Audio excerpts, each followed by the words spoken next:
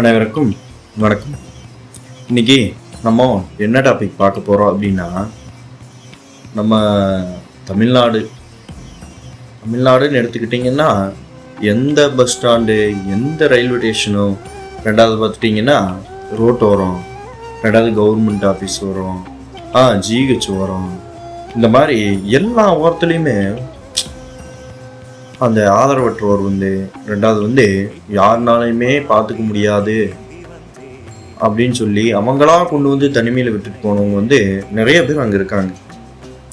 அதனால் ரோட்டில் வண்டியிலையோ இல்லை பஸ்லேயோ போகும்பொழுதே பார்த்தோம்னா இந்த லெஃப்ட் சைடில் பார்த்துட்டிங்கன்னா அப்படி நின்றுட்டுருப்பாங்க. அவங்களுக்கு அந்த ஒரு ரூபாய் சோறுங்கிறது தெரியாது, அந்த தன் சுத்தங்கிறது கிடையாதுங்க. ரெண்டாவது அவங்களுடைய போக்கில் அந்த மனநல போக்குலேயே இல்லை, அதே இடத்துல இருக்காங்க. அந்த இடத்த விட்டு வேற இடத்துக்கு நகரணும், ரெண்டாவது போகணும், பிடிக்கணுங்கிற அந்த சுயநினைவே இல்லாமல் இருக்கிறாங்க. இங்கே எல்லாருமே நீங்களாகட்டும், இப்போ யாராக இருந்தாலும் அந்த ரோட்டோரத்துலங்கிறத ஏதோ ஒரு வழியில் இப்படி ஒரு ஆதரவு இல்லாதவங்களை பார்த்துருப்பீங்க. அவங்களுக்கு இன்னைக்கு நம்ம அவங்கள பற்றி தான் இன்றைக்கி பேச போகிறோம். அவங்களுக்காக 2-3 கோரிக்கைக்கு நம்ம மாண்புமிகு முதலமைச்சர் அவர்கள்கிட்ட நம்ம தெரிவிக்க போகிறோம். ரெண்டாவது, இப்படியெல்லாம் நடந்துக்கிட்டே இருக்குது. நம்ம ரோட்டில் எல்லா பக்கம் பார்த்துட்டே இருக்கோம். அப்படி நம்ம போகும்பொழுது எல்லாருடைய மனசுலங்கிறது ஒன்று தோணி இருக்குங்க. என்னப்பா இவங்க இவ்வளவு சிரமப்பட்டுட்டு இங்கே இருக்காங்க, இவங்களுக்கு ஏதாவது ஒரு இது உதவி பண்ணணும்னு சொல்லி நிறையா சமூக ஆர்வலர்களும் நிறையா அறக்கட்டளை வச்சுருக்கிறவங்க, ட்ரஸ்ட் வச்சுருக்கவங்க, ரெண்டாவது சோசியல் சமூக சேவை பண்ணுறவங்க, அப்புறம் காலேஜ் ஸ்டூடெண்ட்ஸு, ஸ்கூல்ஸு எல்லாருமே அவங்கள ஏதோ ஒரு 100க்கு ஒரு 5%, 10% பேர் மட்டும் அந்த ஹெல்பிங் மைண்ட் இருக்கவங்க கேர் பண்ணி பார்த்துக்கிட்டு போகிறாங்க. ஆனால் அரசு தரப்புலேருந்து இன்னும் என்ன ஒரு நடவடிக்கை எடுக்கிறாங்கன்னு இன்னும் யாருக்குமே தெரியாது. இதுதான் உண்மை. ரெண்டாவது அவங்களுக்கு என்னென்ன கவர்மெண்ட்டில் பண்ணி கொடுக்கணும்னு சொல்லி இன்றைக்கி நான் கோரிக்கை வைக்க போகிறேன்னு சொல்லி இந்த வீடியோவில் நான் அவங்களுக்கு தெளிவாக சொல்கிறேன். இப்போது அதிக காப்பகங்கள் எல்லா மாவட்டத்துலேயும் வேணுங்கிறது முதல்ல நான் தெரிவிச்சுக்கிறேங்க. ஏன்னா இருக்கிற எல்லா மாவட்டத்துலேயுமே அதிக அளவு மறுவாழ்வு மையங்களுமே அரசு காப்பகங்கள் வரும்பொழுது இவங்களுடைய எண்ணிக்கை ரொம்ப கம்மியாகும். ரெண்டாவது இவங்களை பார்த்துக்கிறதுக்கு யாருமே கிடையாதுங்க. இந்த ரோட்டில் நடந்து போகிறவங்க, சமூக ஆர்வலரும் தான் இவங்களுக்கு, அரசும் தான் இவங்களுக்கு பொறுப்பு. இவங்களை நம்ம வீட்டில் இருக்கிறவங்க நம்ம வீட்டுக்கு கூட்டிகிட்டு இவங்களை பார்த்துக்க முடியும் அப்படிங்கிறது ரொம்ப எட்டாத ஒரு விஷயம்தான், ஒத்துக்கணும். ஏன்னா அது எல்லார் வீட்லேயும் இருக்கிற ஒரு இயல்பான ஒரு விஷயம்தான். ரெண்டாவது இவங்களுக்கு உதவின்னு ஒன்று பண்ணணுமே இல்லையா? எல்லாருக்கும் அவங்களும் நம்மளை மாதிரி கஷ்டப்பட்டு வாழக்கூடிய ஒரு மனுஷங்க தான்.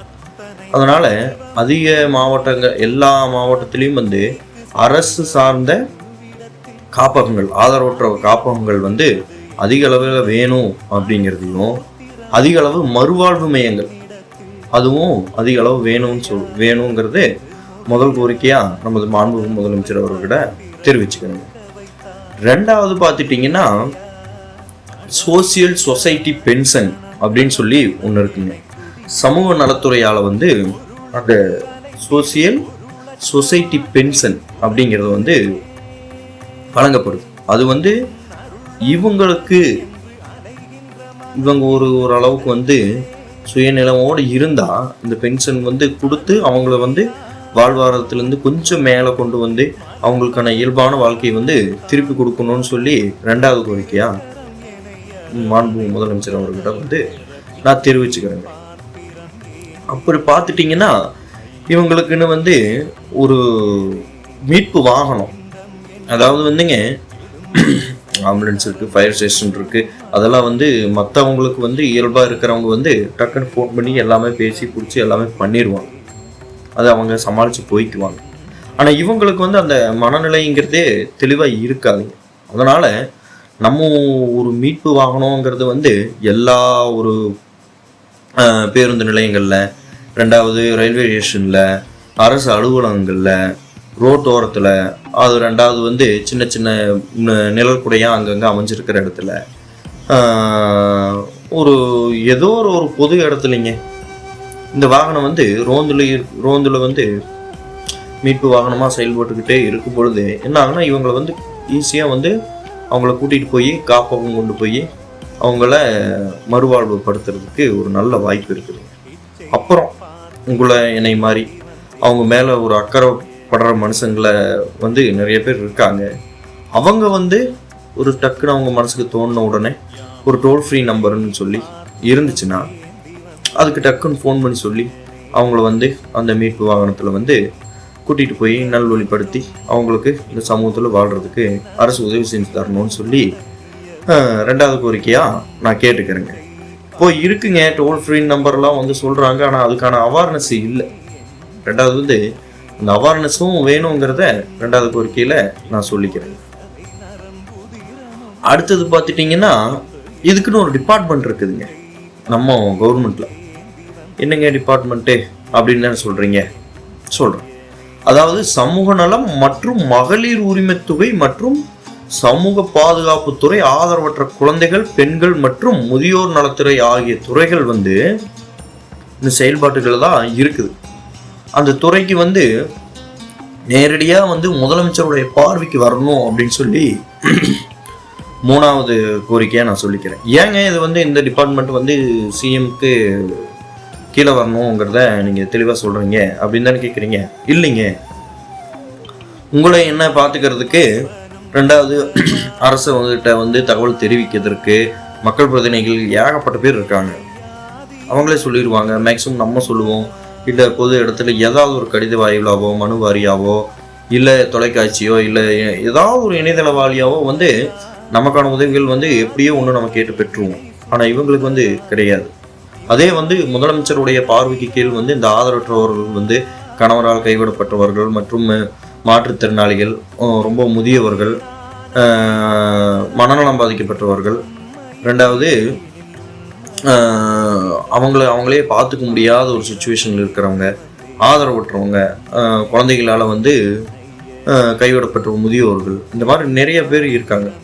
குழந்தைகள், இந்த மாதிரி இவங்களெல்லாம் வந்து நேரடியாக முதலமைச்சரோட பார்வையில் அந்த துறை இருக்கும் பொழுது அவங்களுக்கு நேரடியாக வந்து அந்த உதவிகள் வந்து அப்சர்வ் ஆகி போகும். அவங்கள வந்து நம்ம பார்த்துக்க முடியல அப்படிங்கிறப்போ அவங்க கவர்மெண்ட் தரப்புலேருந்து நேரடியாக முதலமைச்சரே வந்து பார்த்துக்கக்கூடிய வாய்ப்பு இருக்கு. ரெண்டாவது வந்துங்க, ஆதரவற்றோர், முதியோர், இவங்களுக்கான ஒரு தனி வாரியம் வந்து அமைச்சு அவங்கள வந்து இந்த சமூகத்தில் ஒத்து வாழ்கிறதுக்கு வந்து வழிவகை செய்யும். இந்த 4 கோரிக்கையும் வந்து கண்டிப்பாக அவங்களுக்காக இந்த வீடியோ வாயிலாக நான் பதிவு பண்ணி முதலமைச்சருக்கு ஒரு கோரிக்கையாக நான் வந்து இந்த வீடியோ மூலமாக தெரிவித்து கொடுக்குறேங்க. மற்றபடி இந்த வீடியோ பார்த்த அனைவருக்கும் அவங்களுக்கு முடிஞ்ச அளவுக்கு ஏதோ ஒரு வாய் உங்களால் போகிற வழியில் ஒரு தண்ணி பாட்டிலோ இல்லை வாட்டரோ ஒரு ஜூஸோ இல்லை வேறு ஏதாவது ஒரு ஃபுட்டோ ஒரு 50 ரூபாயோ 100 ரூபாயோ போட்டு உங்களால் முடிஞ்ச ஒரு ஹெல்ப்பை வந்து பண்ணிட்டு போங்க. கண்டிப்பாக வந்து அவங்க இது பண்ணி வர்றதுக்கு நான் முதலமைச்சரோட கோரிக்கை வந்து வச்சுருக்கேன். கண்டிப்பாக வந்து எனக்கு ஒரு நம்பிக்கை இருக்குது. நன்றி, வணக்கம்.